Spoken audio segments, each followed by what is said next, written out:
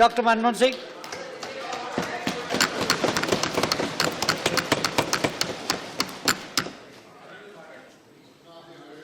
Mr. Chairman, sir, I rise to highlight some of the problems that have arisen after the decision to demonetize 500 rupees and 1000 rupee currency note. Prime Minister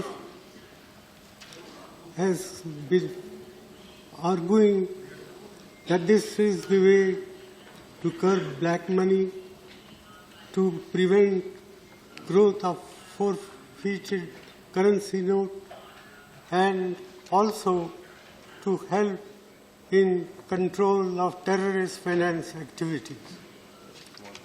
I do not disagree with these objectives, but what I do want to point out is that in the process of demonetization, monumental mismanagement has been undertaken, about which today there is no two opinions in the country as a whole. Even those who say that this measure will do harm or will cause distress in the short run, but be in the interest of the country in the long run. Well, I am reminded of what John Keynes said once, in the long run, all of us are dead. And therefore, it is important to take note of the grievances of the people, the ordinary people who have suffered as a result of this imposition on the country overnight by the Prime Minister. And I say so with all responsibility that the outcome, we do not know what will be the final outcome. Prime Minister has said that we should wait for 50 days. Well, 50 days is a short period, but for those who are poor and deprived sections of the community, even 50 days torture can bring about disastrous effects. And that's why about 60 to 65 people have lost their lives. Maybe more. And what is more is, what has been done can weaken and erode our people's confidence in the currency system and in the banking system. One, I would like to know from the Prime Minister the names of any countries he may think of where people have deposited their money in the banks, but they are not allowed to withdraw their money. This alone, I think, enough to condemn what has been done in the name of greater good to the people in the world.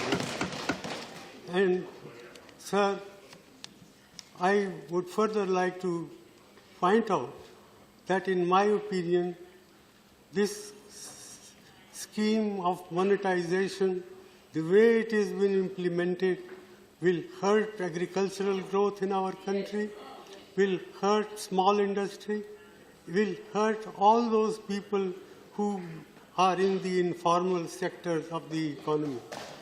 And my own feeling is that the national income, that is the GDP of the country, can decline by about 2 percentage points as a result of what has been done. This is an underestimate, not an overestimate.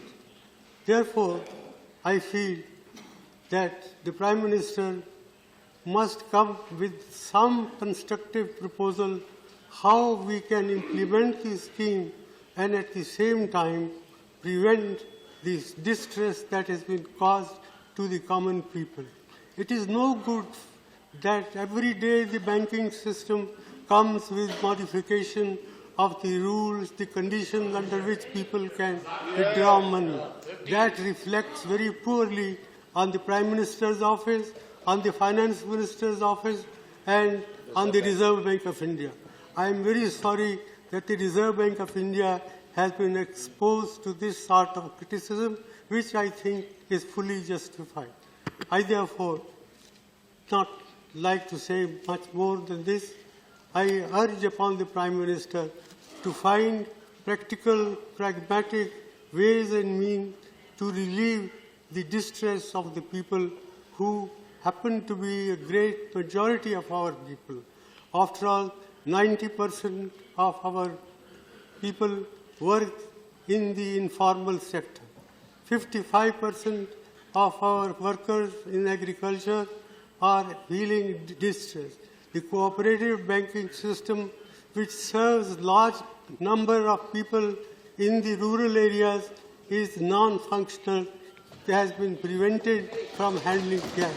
So, in all these measures convince me that the way the scheme has been implemented, it's a monumental management failure, and in fact, it is a case of organized loot and legalized plunder of the government.